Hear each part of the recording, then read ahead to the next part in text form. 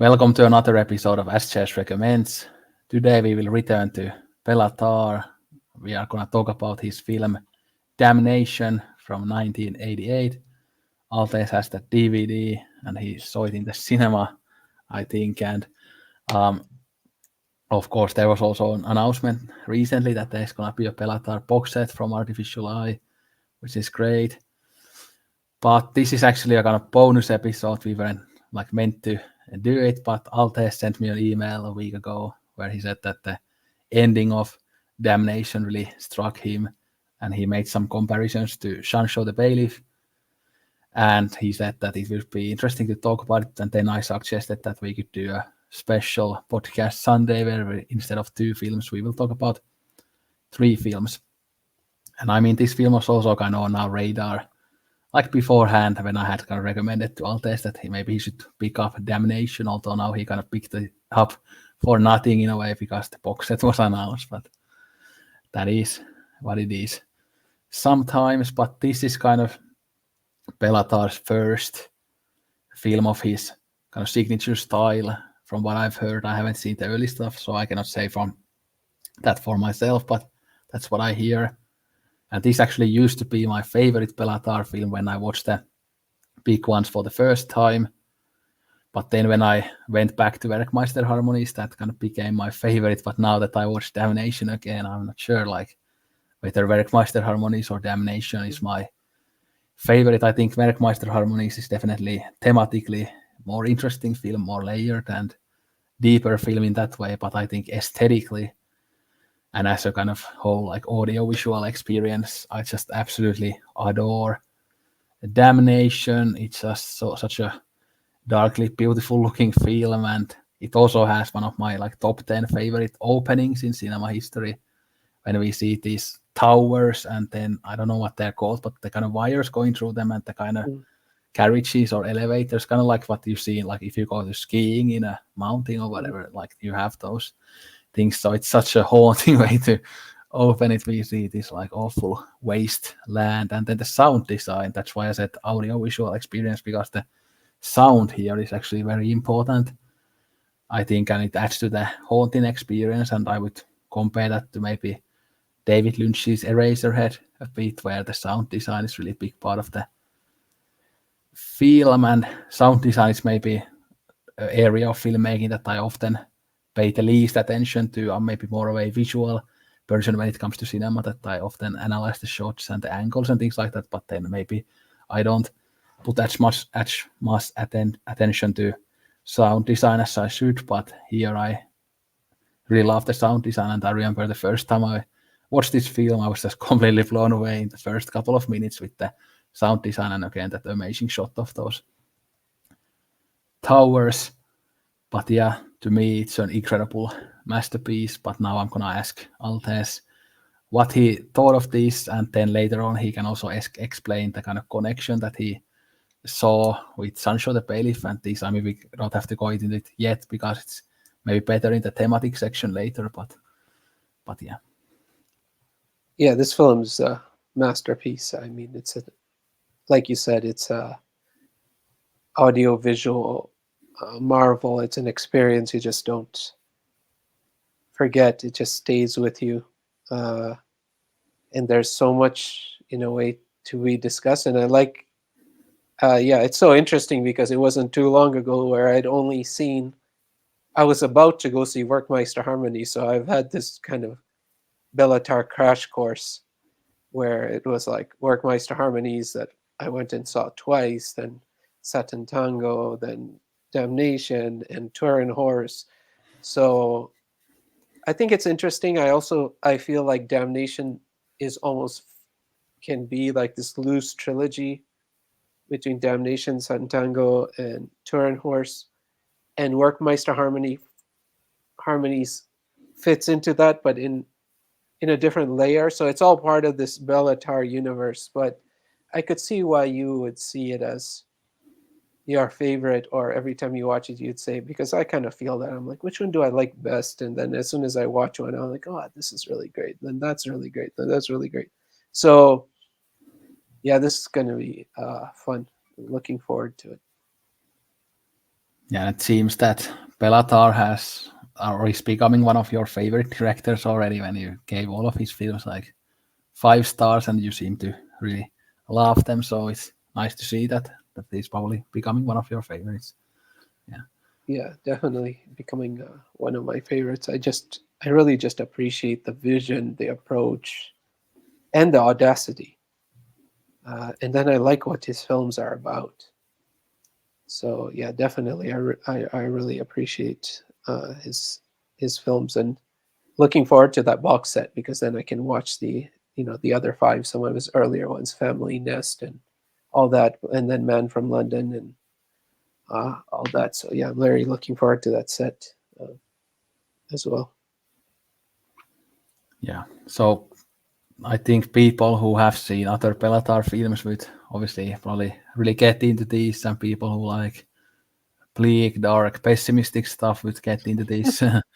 And this film, I think, like I said, it's an audio-visual experience to me, but I think thematically, I don't get as much out of it as with Werkmeister harmonies, and I think with thematically, I only get like these very surface level things about like loneliness and alienation and man turning into going into like an animal level in the end, kind of in a way.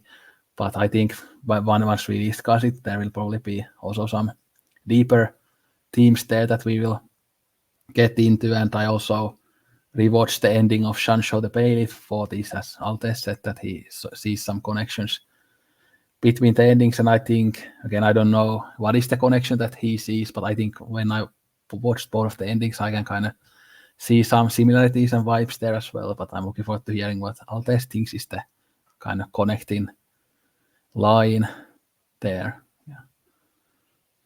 Yeah. Yeah, yeah, I like the vision in um, Bellatar's films as well, and it's like this film, like you said, and this and Workmeister Harmonies also is an interesting thing you're comparing because they both seem to be science fiction films in a way. Obviously, Bellatar himself said that he likes his films to feel like they have this kind of eternal quality. So when you watch them, they do feel like that. They feel like the negative of, not negative as an emotion negative, but like when you take a picture and you have a camera negative. To me, it feels like his films are like a camera negative of life, like where the truth is all in there, and then you can produce these pictures, but the essence is in the negative, is contained in the camera negative. So everything that's you're going to see in the picture, it's almost like Plato's cave-esque, and so he's really like about going to the essence of things. So it's like it doesn't feel like a specific time and place. It just feels like any time, any place, or endless purgatory. So I find that aspect really, really interesting. And then his vision is like, I mean, just recently, I didn't know these terms about styles of science fiction, steampunk and diesel punk, and I don't know if it's steelpunk is there or whatever, enviropunk, and you're probably more familiar with all of that because you're into all that. And I wasn't aware of it. And as we were talking, I was thinking, okay, Bellatar cinema is a kind of diesel punk, steampunk. It's almost like what you said, this, which also makes me actually think of the human condition as well. This really mined landscape. So, like you said, it starts with this gondola, and then the gondola has these buckets, and the buckets are clearly carrying soil or something. So clearly, it's like a mining operation. So this is a deeply mined and deprived land, and then there's just this kind of muddiness all about, and it's like that slow pan, right? You're watching those gondolas for like so long, and then slowly the camera goes back, zooms back, and then you see the back of the head, and it's Karen Karer sitting there, and he's watching those. And so if you look in that Satin Tango and even Turin Horse, that idea of sitting in the home, just looking out the window, just observing environment, unable to do anything about it. All you can do is sit and look. It's so powerful as an image. And he repeats it in multiple films. And I'm captivated by that. I don't even know exactly what he's trying to convey in that, but it just kind of hits me in the core when I see that kind of imagery in his films. Yeah, the imagery here is just incredible. Like there's the scene when we zoom into this corner, and then like after the corner we see a car there in the Yeah. distance, and that's like a great shot. And obviously there also I think doors play a part when he goes to see the woman and things like that. So there are also these zooms and pans that are really incredible. And then like towards the end, I mean we are already in the spoiler section, by the way. Like who cares? Like Yeah, who cares? yeah, yeah. Towards the end, like when they have the dance, and after the Mm, dance, they shoot the floor and stuff with all the trash around, and the floor has like that white and black type mm, of thing, and it's just like that shot. Like it looks just absolutely incredible in a kind of a disgusting way, and even in the end, the wasteland imagery with the dog and stuff, it's just also powerful. And there's just so many of like best shots of all time level of cinematography here. So yeah, and so, uh, like you said, that wasteland. So that definitely, obviously, that word kept coming in my head when watching it too. Same as wasteland. He's creating a kind of wasteland, and again, that reminded me of the human condition as well, because that's the other film where I've seen that the imagery of the landscape to me felt like it's an imagery of the state of that person's soul or the soul of the world. And damnation also follows that. So, but I think here it's the personal state, or maybe it's also the societal state. I don't know. Um, so this stripped land, mind stripped land, it's a wasteland now. You have removed all things of value. Nothing is left. Parallels him in a state, and I'll get to the Sancho the bailiff because I think this is going to be interesting. Hopefully, him, he is just roaming around aimlessly, listlessly around this place. There's not much, and he's talking about is I basically got to get out of there, and he wants to basically save himself and his mistress. So he's basically sleeping with someone who's married, and he's like in love with her, and she's like deciding she wants to stay with her current husband. And so he comes up with this is where the film also is also shot in a noir style, so the narrative creates this kind of narrative that almost mirrors a film like Crisscross, where it's like, oh, I'm going to create this opportunity for her husband, and in a way I'm going to take the wife away. um, it's actually hard to talk about the plot when I think about it, because it's like he's also doing that because he basically drove his wife to suicide, or so he believes. So there's this kind of deprival, like his soul is completely stripped and it's in despair. And then Bellatar also likes to use weather effects, like constant weather, a constant weather system, and I feel like he uses weather like a spiritual force. So in this film, it's just rain, rain, rain, rain, rain. In Satin Tango, it's also rain, rain, rain, rain, rain. In Turn Horse, it's wind, wind, wind, wind, wind. Um, so it just creates this profound feeling as he's walking around all wet with the stray dogs all around town, just not having a sense of who he is. yeah, it again you mentioned the noir element, but it kind of has this like bare bones noir thing that it kind of takes all the glory and the fascination in a way out of it, and then just shows these broken, Yeah, emotionless people. And then of course she is kind of like a femme fatale, but again yeah, not in that kind of charismatic way that you see in the classic Hollywood, but in a very different way. And then we see, of course, these like weird monologues from these characters, and sometimes it can be kind of hard to kind of get to the point what they are actually saying, because sometimes it sounds like a bit kind of nonsensical, and maybe it has lots of kind of maybe some weird metaphors that you don't get immediately when they talk in this weird language. And then like to jump near to the end when he's in the police station and there's that monologue there, like even that sounds like quite nonsensical in a way, at least the translation that I saw. I think maybe in your DVD the translation might be different. I watched it in the Internet Archive website, but he talked about like the conscience of these people under the legal system and law or something like that, and things like that. It was just at least translated in such a weird, clunky language, so it was kind of hard to see the point in some of those monologues. Yeah, exactly. You do have those random monologues where they almost go into this philosophical diatribe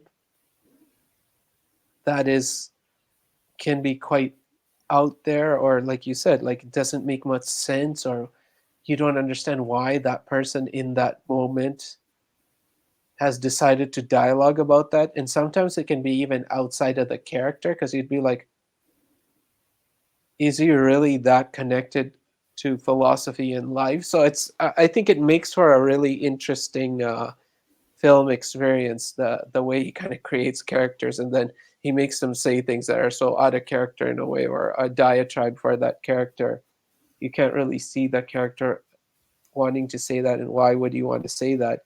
I remember even at one point where he's like going on and on to the bartender, another motif that's constantly in his things, these bars, and then where people, communities congregate and interact and drink and dance and whatever, and he's going on, and the bartender says, like, you need to think about something other than yourself.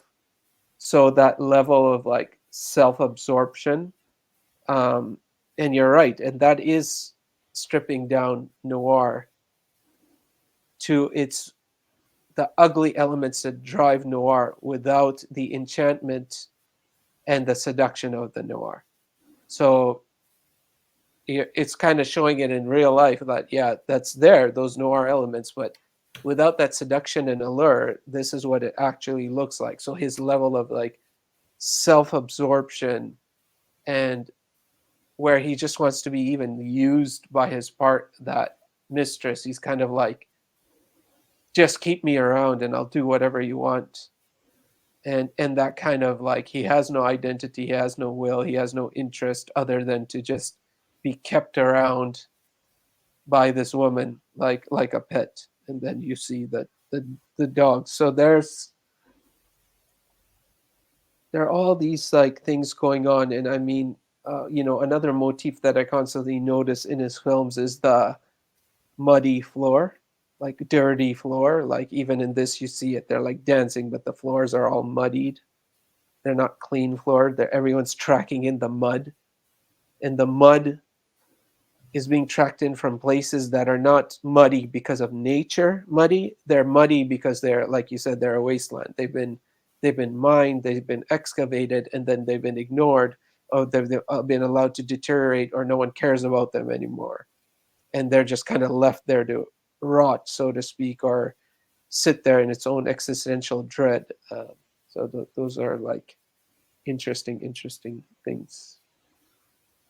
Yeah, I think I'm paraphrasing this, but Tar said something like that. I'm like Tarkovsky, but my films are full of mud and dirt, or Yeah, something like that. yeah, Yeah, yeah, and I think much of the dialogue, the monologues, and that kind of philosophy there, I think, comes from his collaborator that he collaborated with in many of his films, and then Bellatar is the one who kind of realizes those things and does the visuals. But I think many of the ideas come from the collaborator. I don't remember his name off the top of my head, but I think there is like a very intricate relationship between the collaborator and Bellatar, and it's not like all like Bellator Tar being an author here and coming up with everything himself, but he has help from that collaborator. And then Bellatar is this great visual artist with these amazing aesthetics, like we've talked about.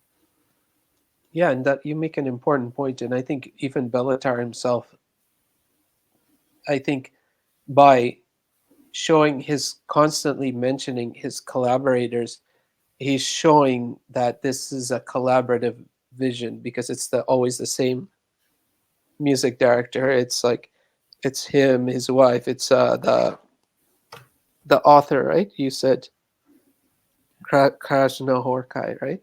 Yeah, that one. Laszlo Krasznahorkai, and then Mihaly Vig, who always does the music, and then later on, of course, it's the three of them, and then later on, also his wife became a collaborator. So it's like I think it's also interesting, good for that reason, because you learn that in a film, like you have key collaborators, so visions are not always solo visions, but can be created in collaboration. So yeah, I see them as a troupe, and then each time they work together and they like take you on the new vision or an expansion or a different aspect of the same vision.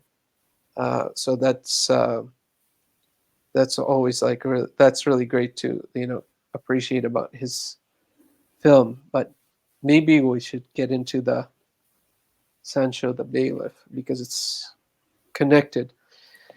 So the reason it came to me is like I'm watching it, right, and then we get to the end scene where there's the magnificent standoff between him and a stray dog, which is like one of the greatest things I've seen on the screen. Is just him just barking at the dog and the dog barking at him, and he is just depraved to the point of he is now just a beast.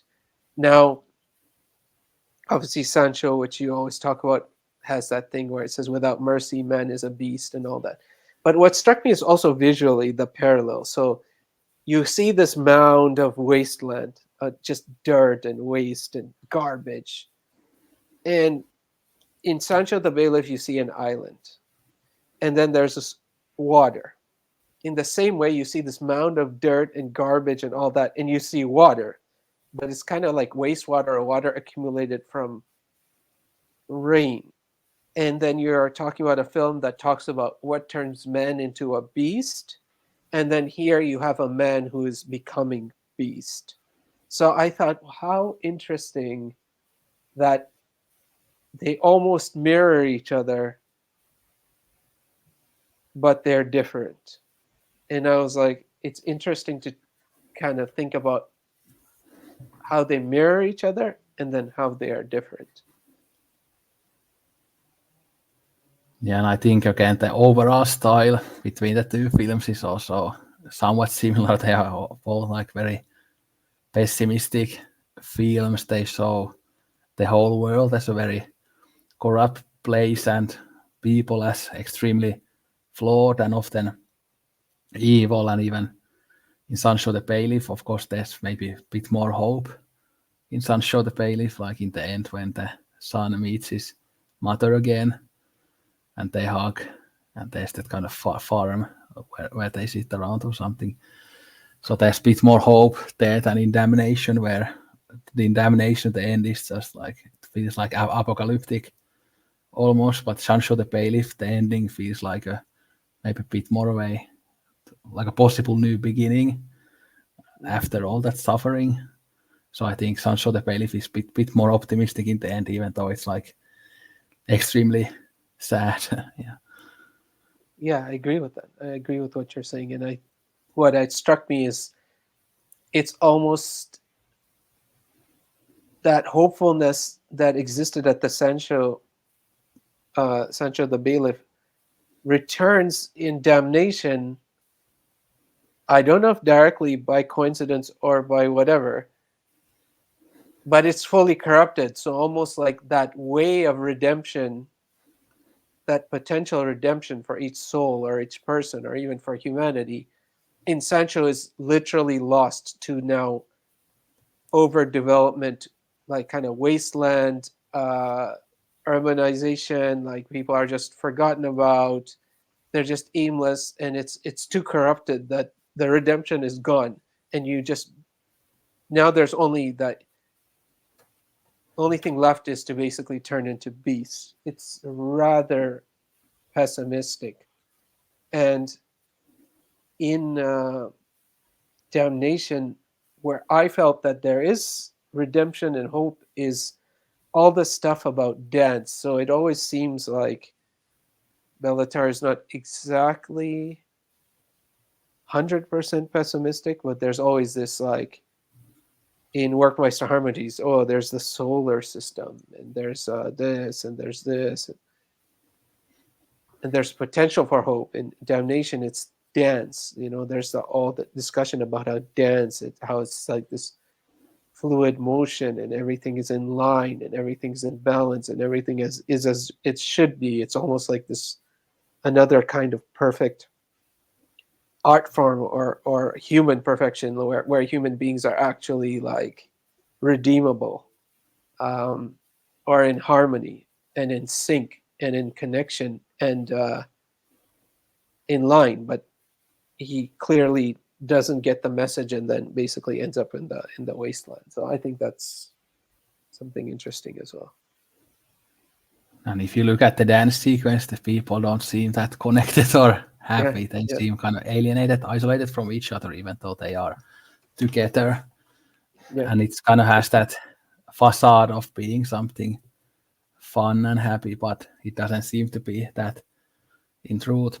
But I think also when we compare the people in Damnation and Sunshine the Bailiff, like in Sunshine the Bailiff, we see that people have some values, but in Damnation, it's almost like these are full-on nihilists that don't believe in anything. yeah, They just yeah, exist. And in Sunshine, the ending, like he says to her mother that I'm trying to live by my father's teachings, and his father is the guy who says that even if you don't have mercy for yourself, have mercy for others. So it shows that people are capable of affection and caring about people, like he's caring about his people, like when he's trying to find his sister and her mother, but the sister is dead, but then he only finds his mother alive. So we see that people have values even in that corrupt world, but in Damnation we see that the world has corrupted these people to the point that they don't believe in anything. They don't really have a soul. But in Shansho, the soul remains, but in a very scarred fashion. But here we don't have souls at all.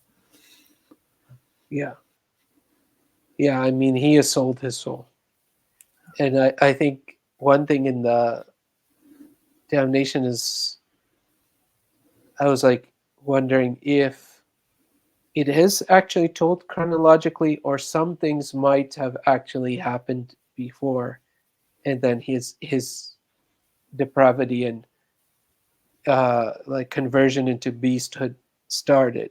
So we clearly see that he basically snitches on certain people because they are rivals for the affection of the woman he wants, and we see that later on.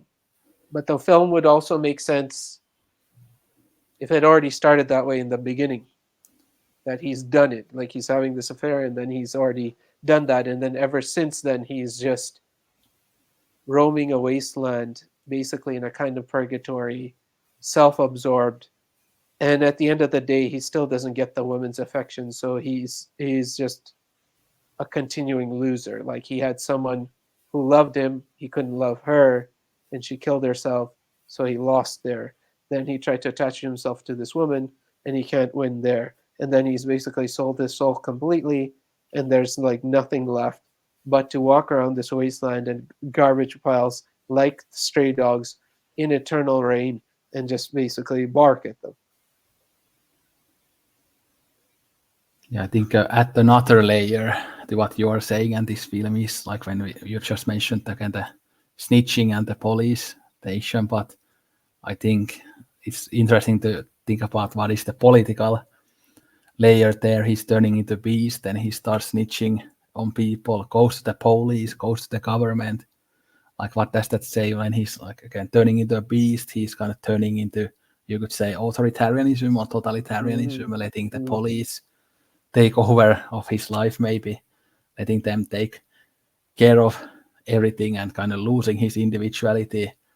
even more so. I think I read some review where some people were talking about like totalitarianism in that way regarding this film, and maybe it has that type of layer in there as well.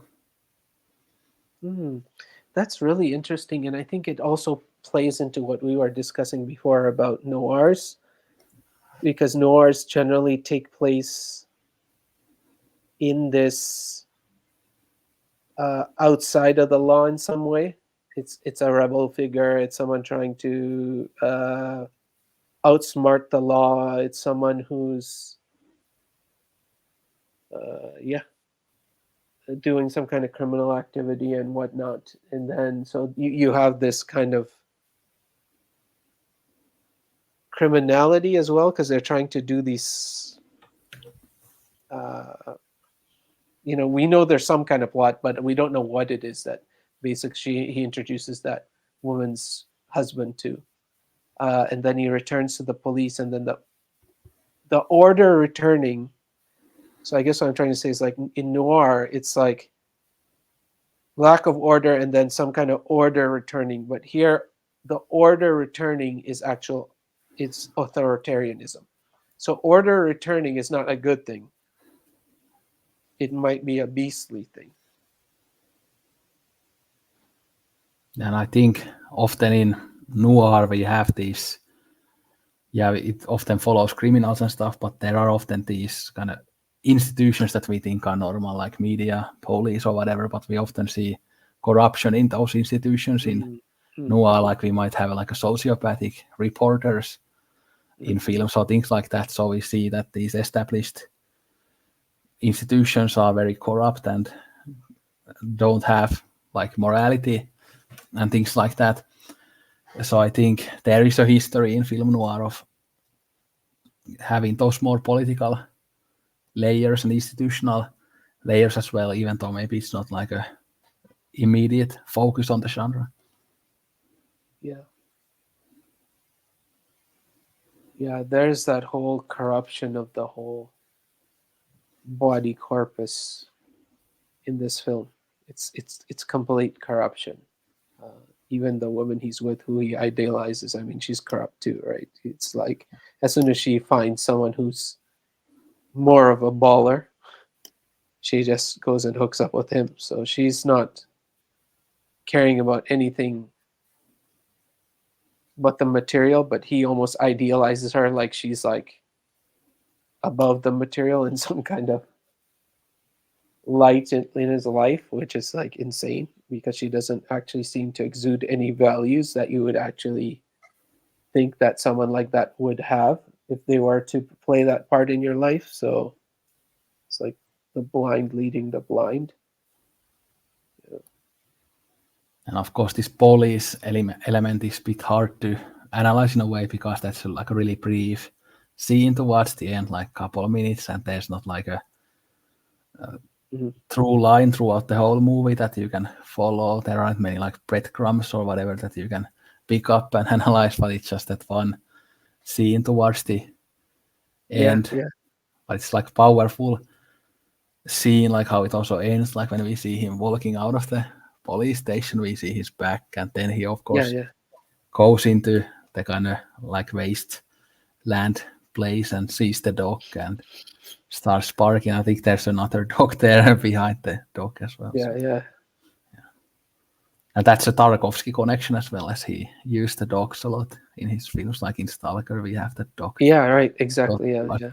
And this like film has like very Stalker-like cinematography, I think. Like even the dance sequence, like how disgusting it kind of reminds me of some of the sepia tone scenes from Stalker. When we see those inside shots in Stalker, like it's very similar. And of course, this film came out around the time Tarkovsky died, so late 80s. It might have been even the same year, actually. I think Tarkovsky died 87 or 88. So, yeah. Yeah, I could see that. Yeah, it does create that feeling that Stalker has. But of course, Stalker is, like you said, visually it's different, and yeah, there's a kind of beauty and hopefulness where here, I'm not saying that the Bellatar's films aren't beautiful, but they're not beautiful in the sense that most people would associate with beauty. but they are beautiful. But yeah, as some people call him, like a scatological poet, or like that. He's in the muck and the mud, but it's poetry. But yeah, it's kind of difficult in that way. Yeah.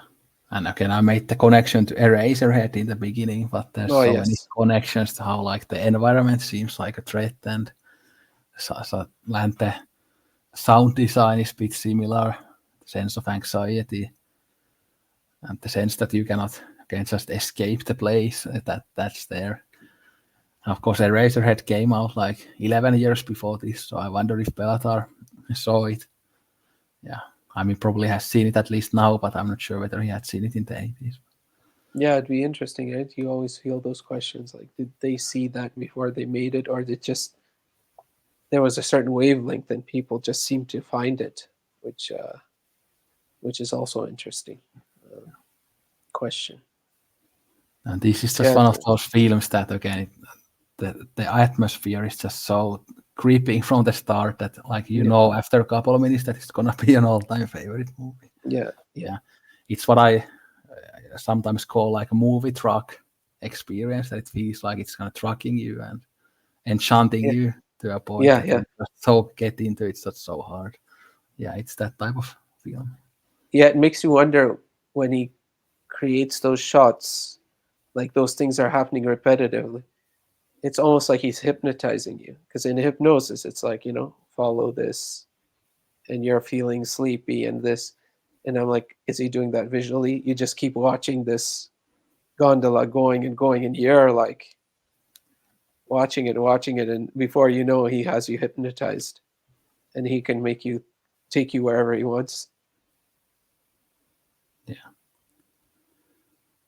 and I'm like also like thinking about his influences a lot, because again, like when you mentioned Sancho the Bailiff, I hadn't like realized beforehand how similar actually Mizoguchi is to Bellatar. And I remember there, like when there was the Sight and Sound poll, there was the Bellatar's like top 10 ballot, but I don't remember what he picked. But I was just thinking that might be interesting to show the ballot now Yeah, yeah, and see if we gonna see some connections. Like if I can yeah, find it, like I should find it yeah. like really quickly.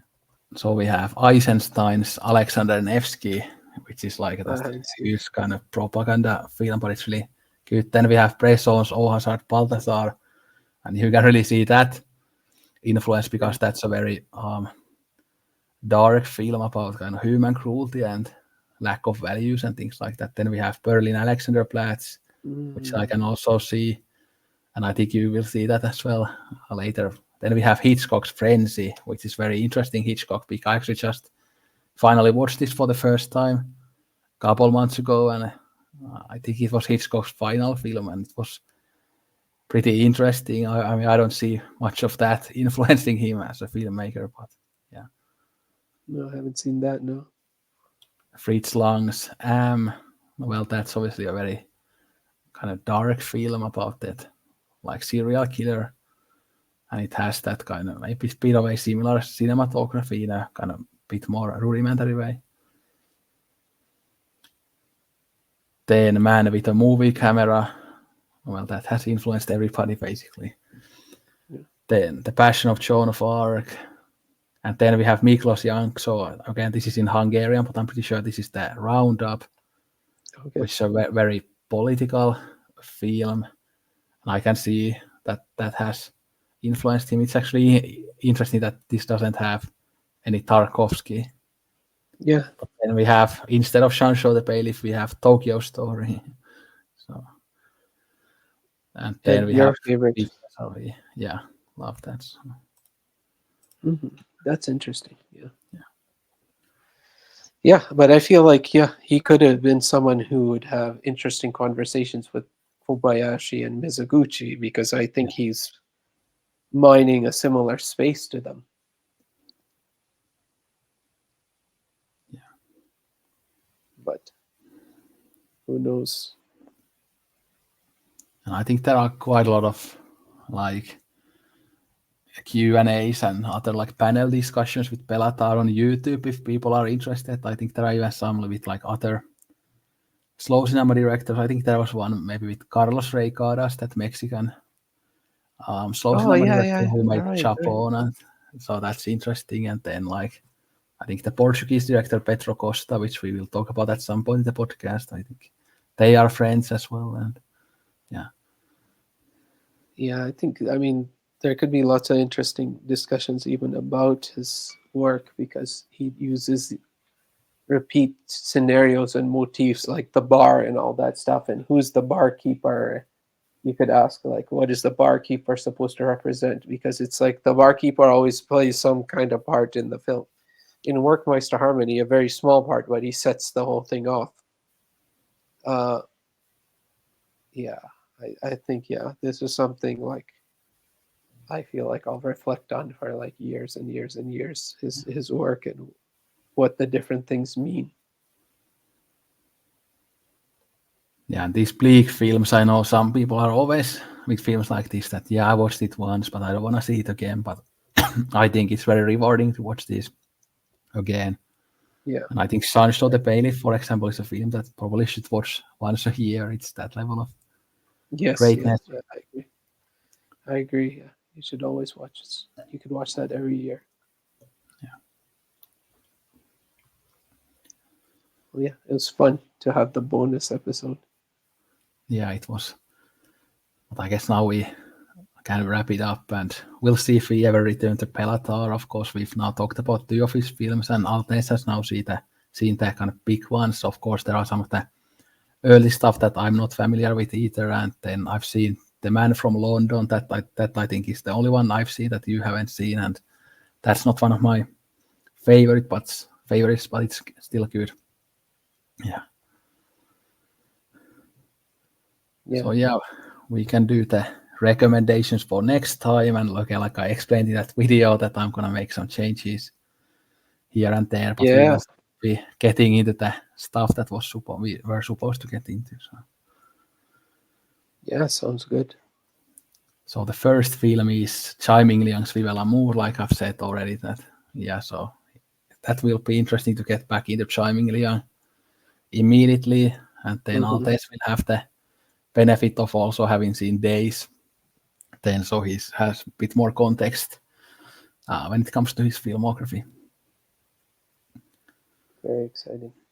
And the next one is like one has to watch on streaming. So it's the sin of streaming. Like, how dare you watch films on streaming? How dare you? How dare you? Yeah, but I actually mentioned this on the video that there has been a voice in my head that telling me that we need to talk about this film. But it's this modern Japanese film called Ritual from Hideaki Anno, which is like a very interesting, very psychological Japanese film. And it can be watched in the Rare Film website with English subtitles. So.